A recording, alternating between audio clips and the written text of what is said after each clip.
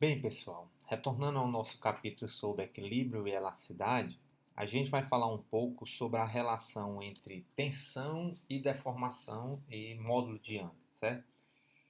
A ideia de tensão pode estar associada a várias coisas, né? Uma força ortogonal, uma força tangencial, ou uma própria rotação de um corpo, que a gente denomina de torção, ou a extensão do corpo, né?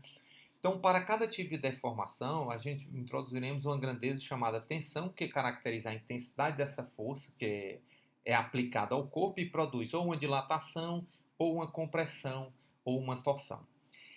Toda essa ideia de deformação e tensão, ou seja, quando se aplica uma força no corpo, ele responde a essa força, está associado à lei de Hooke. A lei de Hooke afirma que em deformações elásticas, ou a tensão, força por unidade de área, é proporcional à deformação, fração da deformação. E a constante proporcionalidade é denominada modo de elasticidade. A lei de Hooke, vocês já viram, quando você diz que uma força de uma mola é do tipo menos kx, você está dentro de validade da lei de Hooke. Ou seja, você aplica uma força num corpo, ele se deforma proporcionalmente, e quando você retira essa força, o corpo recupera a sua forma inicial. Dentro desse limite de validade da aplicação dessa força, é o que definimos como lei de Hooke. Tá certo? Então, a lei de Hooke ela é uma tensão dividida por uma deformação dá o que a gente chama um modo de elasticidade, ou seja, uma propriedade do material do qual o corpo é composto. Assim, cada corpo responde de uma forma diferente, né? Se você pega uma borracha, se você pega um compensado, se você pega uma barra de ferro, aplica uma força para deformar esse corpo, a forma como ele se deforma e a quantidade dele depende do modo de elasticidade, tá certo? É isso que a lei de Hooke nos diz. Então, com base nisso, né, a aplicação de uma tensão, você tem uma deformação, essa razão define uma propriedade do corpo, certo? Aí agora nós vamos definir quais são os tipos de tensões possíveis. Então, primeiro, é, vamos pensar numa tensão que é uma força, né, que você aplica no corpo. Essa força pode ser no sentido de comprimir o corpo, ou seja, reduzir a sua área, o seu volume, né? Ou pode ser no sentido de estender o corpo, tá certo? Então, tensão de dilatação e de compressão. Então, a tensão de dilatação é uma força de dilatação por unidade de área, né? No caso aqui é uma força perpendicular dividida pela área. A deformação de dilatação é a fração da variação do comprimento, ΔL sobre L0. O modo de elasticidade é denominado módulo de Young. A tensão e a deformação de compressão são definidos por analogia, né? No caso, esse módulo que está relacionado a uma tensão de dilatação e uma deformação de dilatação, essa razão define o que a gente chama de módulo de Young. Ou seja, quando você aplica uma força no corpo e ele se comprime, a taxa, a quanto é que ele se comprime em relação ao comprimento inicial, essa razão é o que chama de deformação, deformação de compressão. E a força dividido pela área é o que chama de tensão de compressão, que no caso daqui, se essa força for ortogonal, é a própria definição de pressão. Então, se você aplica uma força para comprimir ou distender um corpo, a razão, ou seja, a intensidade dessa tensão aplicada, que é a força sobre a área, tá certo? Dividido pela deformação, quer dizer, quanto o corpo variou em relação ao seu tamanho original, tá certo? Esse é F perpendicular dividido pela área, isso aqui tem unidade de pressão, e L0 por ΔL tem unidade de variação, né? Ou seja, percentual de quanto o corpo se deformou. Então, essa medida, tensão dividido por deformação, dá o que a gente chama de um módulo de Young. E o módulo de Young é uma propriedade do material, né? Então, se esse cubo fosse feito de borracha, ou concreto, ou sei lá, de um outro tipo de material plástico, essas constantes seriam completamente diferentes, né? Para cada uma delas. Por quê? Porque essa razão, você pode aplicar a mesma força, mas a deformação vai ser diferente, porque o material tem um módulo de Young diferente. Então, essa é a definição de módulo de Young. Então, tanto vale tanto para um corpo você comprimir o corpo, como você distender o corpo. Todos eles causam uma deformação, né? Uma deformação numa compressão, uma deformação numa extensão. Tá certo? Aí, qual é a importância dessa deformação de compressão ou de extensão?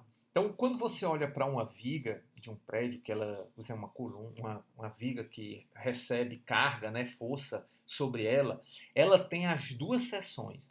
Uma seção dela vai se distender, que é a seção de baixo, ou seja, ela se entorta um pouco, ela tem que se entortar, e ela estende embaixo e se comprime em cima. Tá certo? E a linha central da viga não sofre nem tensão nem compressão, né? Essa aqui do meio. Agora, o topo da viga sofre uma compressão, né? Você está vendo que o tamanho dela diminuiu, então se comprimiu, e a parte de baixo recebe uma tensão, ou seja, ela se estica. Então, para combater, para reduzir os efeitos desse tipo de comportamento, que é comum em vigas, a gente propõe, os engenheiros, né, propõem vigas do tipo I, né? Por quê? Porque a parte central, que não sofre nem tensão nem compressão, pode ser fina, mas as partes de cima e de baixo, que recebem compressão e distensão, elas são mais largas. Então, você vê que as formas de viga de metal, elas todas são construídas nesse formato aqui. Não é à toa. E outra coisa, as colunas dos prédios, antes de construir a coluna de concreto do prédio, eles enfiam algumas vigas dentro do chão, do solo, até atingir um solo rígido, e elas normalmente têm esse formato aqui de I, tá certo? Um comentário que eu faço é o seguinte, que a pressão não é um vetor. Então, ao contrário da força, a pressão não possui nenhuma direção intrínseca.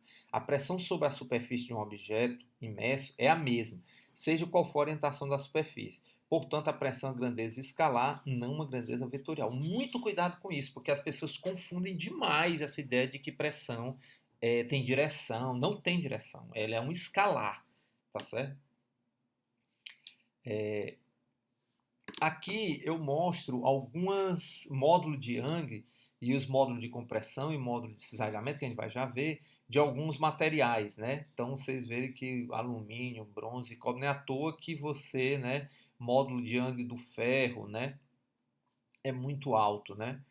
Da borracha de silicone você vê que é muito baixo. Tudo, claro, tudo na potência de 10 a 10. Do aço é 20 vezes 10 a 10. E de um tendão da gente, né, 0,12, né, o módulo de Young. Esse módulo diz o quanto que esse corpo aguenta de tensão dividido por deformação. Quanto é que ele responde quando você aplica uma tensão. No caso do tendão, você estica ele e ele se deforma. Então, essa propriedade do módulo de Young diz exatamente é, a respeito desse material, né? O quanto é que ele aguenta de deformação quando sujeito a uma tensão típica. A gente, nesses dois casos anteriores, a gente falou de tensão, né? No caso, pressão, força sobre a área ortogonal, né? Se aplica uma força ortogonal à área. Mas tem um caso de força aplicada tangencial. Nesse caso, você cria o que a gente chama de cisalhamento, né?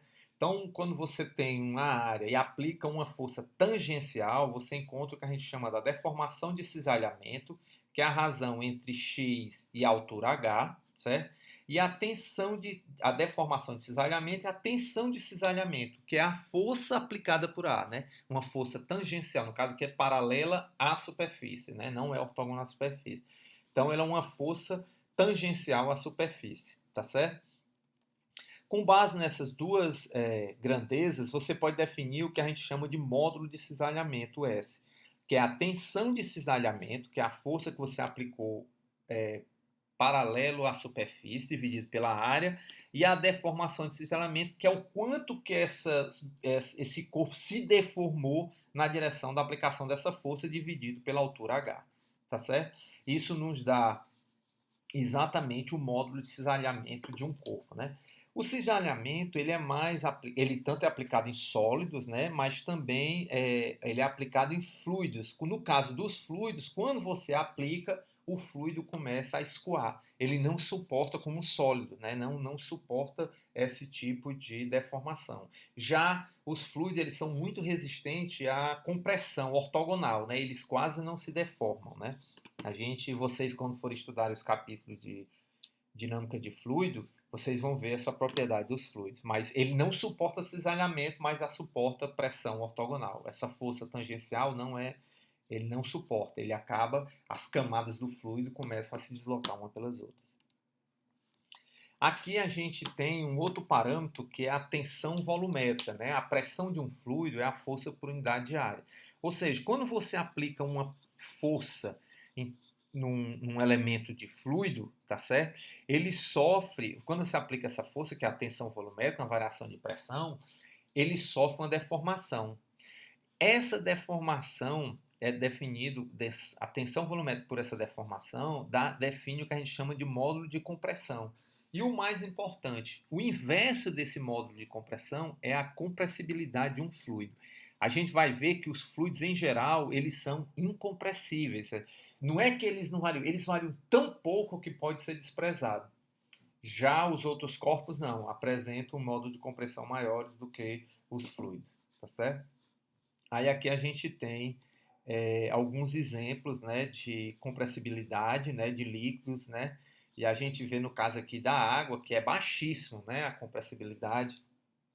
Ou seja, quando você trata os líquidos em gerais, você assume que eles são incompressíveis. E essa propriedade é importante, né? Vocês vão ver que no estudar dinâmica de fluido, que o fato de um fluido ser incompressível, isso gera algumas propriedades importantes para ele, tá certo?